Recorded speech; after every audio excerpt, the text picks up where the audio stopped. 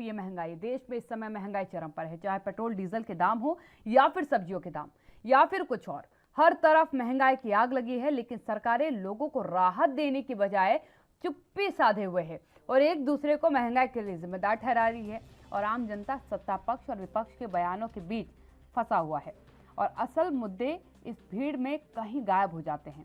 दरअसल ऐसा हम इसलिए कह रहे हैं क्योंकि लगातार तेल और सब्जियों के दाम बढ़ रहे हैं। बात करें पेट्रोल डीजल की तो एक बार फिर इनके दामों में बढ़ोतरी हुई है। कई शहरों में ईंधन की कीमतें शतक को पार कर चुकी हैं। आज फिर से पेट्रोल और डीजल के दामों में 35 पैसे की बढ़ोतरी की गई है। कल भी पेट्रोल डीजल के दामों में 35 पैसे की प्रति लीटर की बढ़ोतरी हुई थी। वहीं बढ़े हुए दामों के बाद राजधानी दिल्ली में पेट्रोल 106 रुपये 90 पैसे की तकरीबन और मुंबई में 112 रुपये 78 पैसे की तकरीबन जो है मिल रहा था। वहीं मुंबई में डीजल के दाम अब 103 रुपये 63 पैसे प्रति लीटर है और जबकि दिल्ली में डीजल के दाम 95 रुपये 62 पैसे प्रति लीटर है। इन सब के अलावा अगर बात करें सब्जियों के दामों की तो पिछले करीब 10 दिनों में ही टमाटर के दाम दोगुने हो गए हैं। यही नहीं, प्याज के दाम भी आंसू निकालने का काम कर रहे हैं और धनिया भी महंगा हो चुका है। रिटेल में धनिया 20 रुपये का 100 ग्राम मिल रहा है, जबकि पहले धनिया सब्जियों के साथ ग्राहकों को यूं ही दे दिया जाता था। हालांकि सब्जियां खराब भी जल्दी हो जाती है और उनका रखरखाव भी ज़्यादा करना पड़ता है। ऐसे में रिटेल में सब्जियों के दामों में और वृद्धि हो रही है।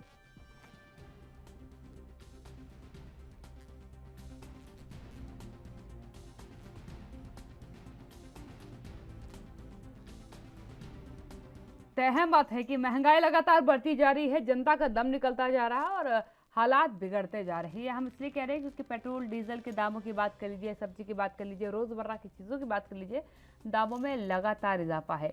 आम नागरिक का बजट पूर्णतः ध्वस्त हो चुका है। किस प्रकार से घर चला रहे हैं ये इस समय जो है भारत की जनता बहुत बखूबी समझ पा रही है, क्योंकि आधी से ज़्यादा जगहों पर शतक बाढ़ चुका है पेट्रोल। और हालात ये है कि लोग अब कहीं ना कहीं प्रयास करें कि कमी अपनी व्हीकल्स को निकाले बाहर। उपेंद्र तिवारी यूपी के मंत्री हैं, उनका भी एक बयान सामने आया जिसमें उन्होंने कहा कि इतनी महंगाई नहीं हुई है, पर कैपिटा इनकम भी लोगों की बढ़ी है, लोगों की आय भी बढ़ाई गई है, इसीलिए जो है महंगाई को आप इतना तूल मत दीजिए। क्योंकि विपक्ष के पास कोई मुद्दा नहीं है, इसलिए विपक्ष इस पर सियासत कर रहा है। लेकिन जो आंकड़े आपके सामने हम रख रहे हैं, क्योंकि मुंबई में सिर्फ पेट्रोल 112 रुपये के तकरीबन चल रहा है, डीजल 103 रुपये है, दिल्ली में डीजल की बात कर लेंगे आप तो 95 रुपये है, सब्जियों के दामों में आग लगी हुई है, डेयरी प्रोडक्ट्स महंगे हो चुके हैं, आपके बाकी जो ट्रांसपोर्टेशन के चार्जेस आप देते होंगे, अगर पब्लिक ट्रांसपोर्ट जाते होंगे तो वो महंगे हो गए हैं, भाड़ा महंगा हो गया है।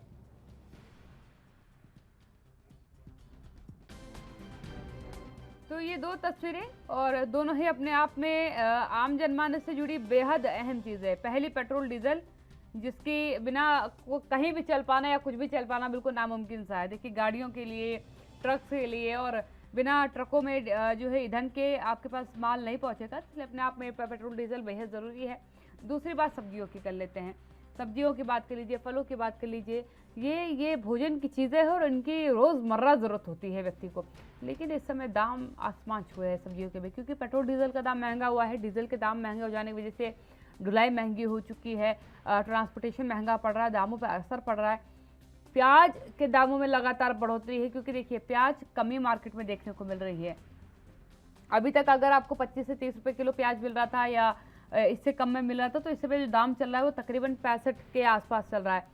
टमाटर के दामों में भी समान रूप से जो है बड़ी उछाल देखी गई है, 50% का सीधा उछाल आप कह सकते हैं। कि अगर आप 5-6 दिन पहले टमाटर लेने गए होंगे तो आपको तकरीबन जो है वही 20-30 रुपये किलो के हिसाब से टमाटर मिला होगा, और अगर अब आप जाएंगे तो आपको 50-60 रुपये किलो के हिसाब से टमाटर मिलेगा। सभी सब्जियों के दामों में इजाफा हो रखा है। अगर आप धनिया की बात कर ले, जो एक समय था जब आप थैला लेकर के सब्जियां लेते होंगे तो उस समय आपको धनिया यूं ही दे दिया गया होगा, लेकिन इस समय 100 ग्राम के आपको 20 रुपये चुकाने पड़ेंगे। दिक्कतें तो बहुत सारी हैं। रोज पेट्रोल बढ़ रहा है, अपना आदमी घर का खर्चा चलाए या पेट्रोल में पैसा फूकता रहे। आए दिन जो है हर दिन पेट्रोल बढ़ जाता है। पेट्रोल पे पाबंदी होना चाहिए ताकि समान रेट से जो स्टेट्स में बिक रहा है उसी रेट से हमारे यहाँ भी बिके जाए। दूसरी जगह तो बहुत कम रेट में है, हमारे यहाँ एमपी के अंदर इतना ज़्यादा है। बहुत ज़्यादा दिक्कत परेशानी हो रही है। ऑफिस में जितना पहले पेमेंट था आज भी उतना ही है, वो तो वहाँ से तो बढ़ा नहीं है, मगर पेट्रोल के दाम आज देखिए 115 रुपये है। रोज बढ़ता जा रहा है। हमारा सरकार से यही कहना है कि पेट्रोल के दाम कम करे या फिर हमारी जो जॉब में है हम उसके पेमेंट बढ़ाएं हमारी। दिन जो है पेट्रोल डीजल के दाम बढ़ते जा रहे हैं। जी जी, इस तरह की दिक्कतें हो रही हैं। बहुत दिक्कतें हो रही हैं भाई साहब। देख रहे हैं आप, पेट्रोल कहाँ 115 का हो गया, कहाँ 70-80 का हुआ करता था। अब इस डेट में इंसान अगर 10,000 कमा रहा है, अगर वो 5,000 का पेट्रोल जलाएगा तो खाएगा क्या, पिएगा, जिएगा कैसे। अगर वो रेंट पे रह रहा है तो रेंट देगा कि पेट्रोल डलवाएगा कि घर चलाएगा। गैस देख रहे हैं आप, 1,000 रुपये पहुँचा दिए उनने। अब मोदी पता नहीं क्या चाह रहे हैं। अब वो तो यही चाह रहे हैं कि हर घर में इंसान फांसी लगाए। खत्म कहानी, तो शांत सब खत्म हो जाएगा तो वो ज़्यादा बेटर रहेगा। ये तो बेटर है कि कम से कम महंगाई से तो बच जाएगा बेचारा।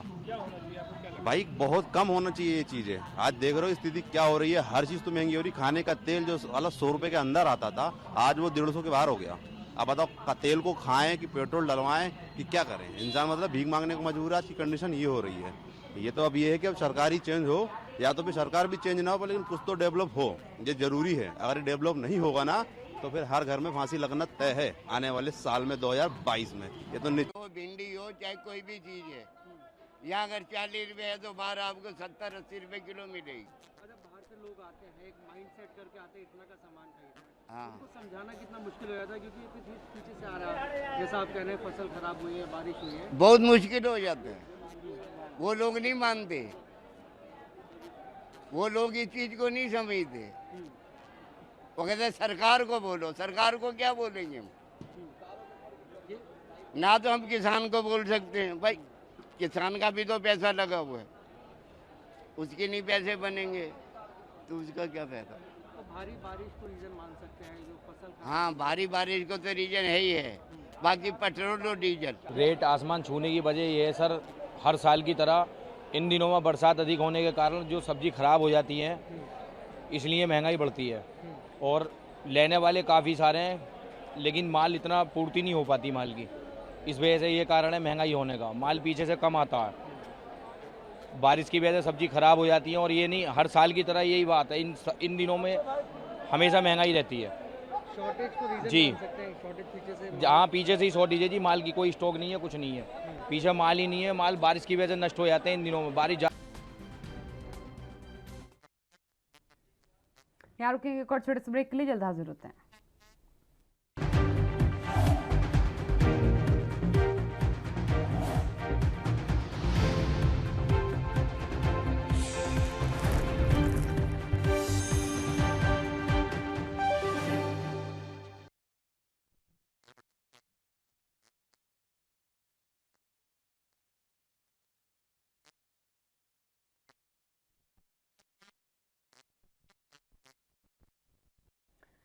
तो लगातार महंगाई के आंकड़े हम आपके सामने रख रहे हैं कि किस तरीके से महंगाई का ग्राफ बढ़ता जा रहा है। सब्जियों के दाम हो, पेट्रोल डीजल के दाम हो, गैस सिलेंडर्स के दाम हो, सीएनजी के दाम हो, सब में इजाफा है। आम नागरिक परेशान है। अभी आपने एक नागरिक को सुना भी, उसने तो यहाँ तक कह दिया कि अब 2022 ऐसा समय आएगा जब ज़्यादातर लोग आपको फांसी लगाते नजर आएंगे। आदमी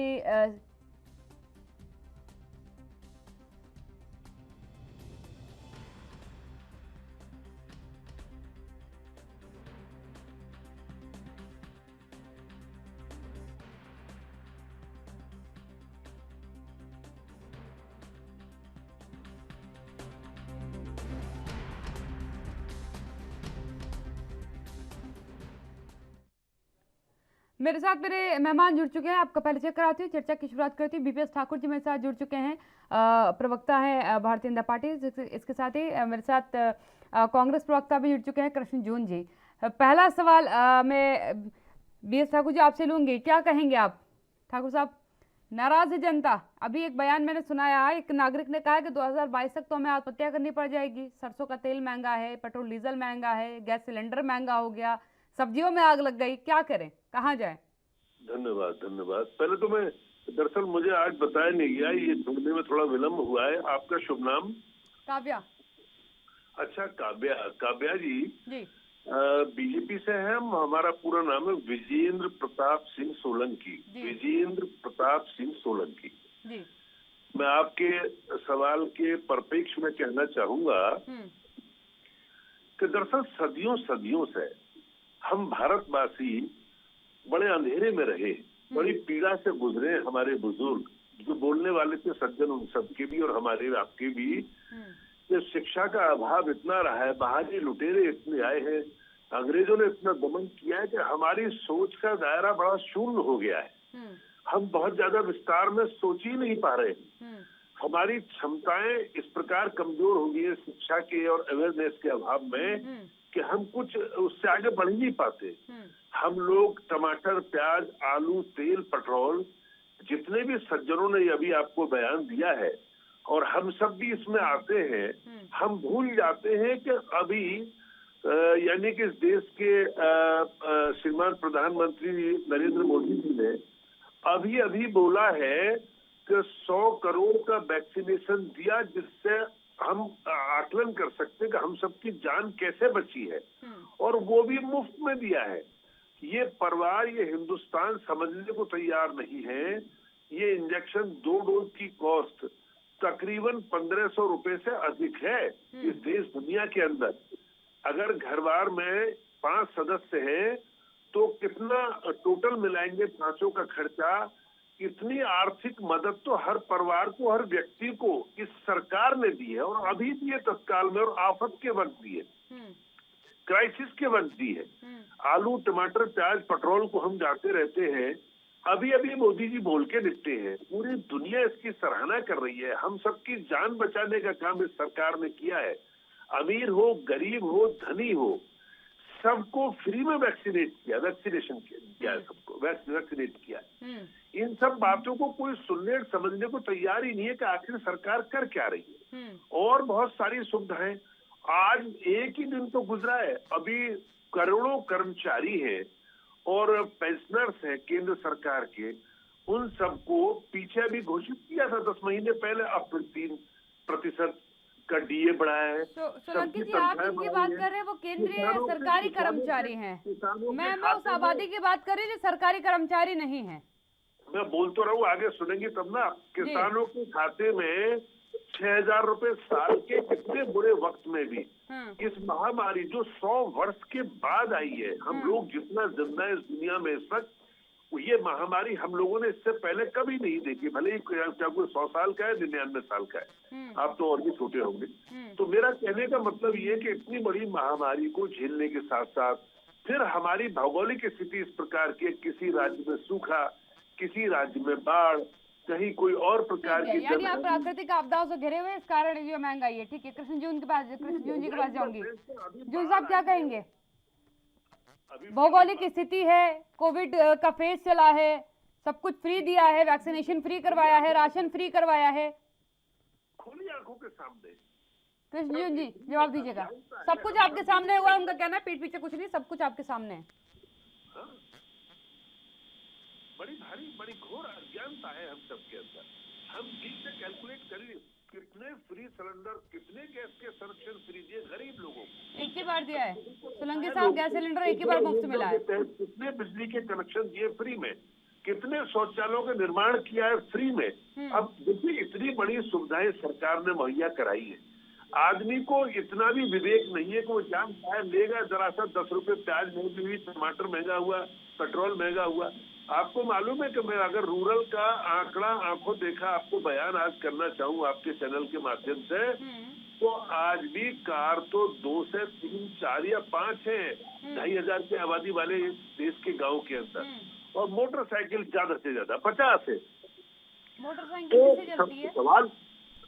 सवाल इस बात का है कि ये अज्ञानता बस जो मन में आया लोग बोलना शुरू। मुझे गाड़ियों की संख्या तो बता गए, बाइक किससे चलती है ये भी बता दीजिए। फिर बाइक किससे चलती है? उसमें भी पेट्रोल तो डलता होगा, कोई ईंधन डलता होगा। मैं वही तो कह रहा हूँ काव्या जी, मेरी बात तो समझिए। आपके जैसे गांव की आबादी, वोटर संख्या 2500 और आबादी 4500-5000 है मान लीजिए, तो 5000 की आबादी में तमाम परिवार ऐसे हैं, यानी कि मोर देन 80% फैमिली जैसी जिनके घर में बाइक भी नहीं है। और बताऊं आपको, 30% तो ऐसे हैं, 40% साइकिल तक नहीं है अभी भी गाँवों में। जो देश को गरीब बनाया गया, अशिक्षित बनाया गया पिछली सरकारों ने, 60-70 लगे रहे वो लोग लूटने खसूटने में इस देश को।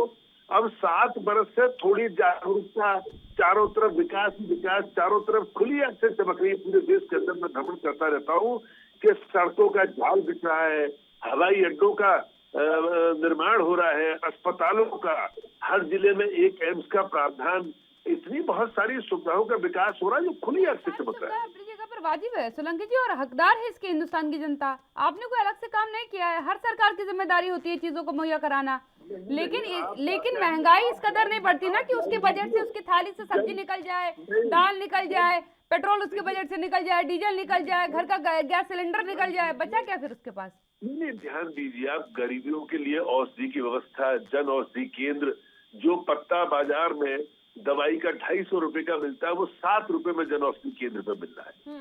आप देखिए तो सही क्या क्या नहीं किया गरीब के लिए, मजदूर के लिए, किसान के लिए, आम आदमी के लिए, कर्मचारी के लिए। हाँ, ये जो लुटेरे थे इनको जरूर पीड़ा है, इनके पेट में दर्द है जो आसानी से जाता ही नहीं। जिन्होंने देश को 60-65 बरस पेट भर के लूटा है, इनके आग लगी हुई है, इनकी कुर्सी छीनी है, इन्होंने विरोधाभास पैदा कर रखा है। ये नए नए हथकंडे अपना के, कुछ विदेशी ताकतों से सहयोग लेके देके ये तरह तरह की समस्या और तरह तरह के भ्रम फैलाते रहते। विकास तो ठीक है। कृष्ण जी, अब तक आवाज पहुंच रही है मेरी?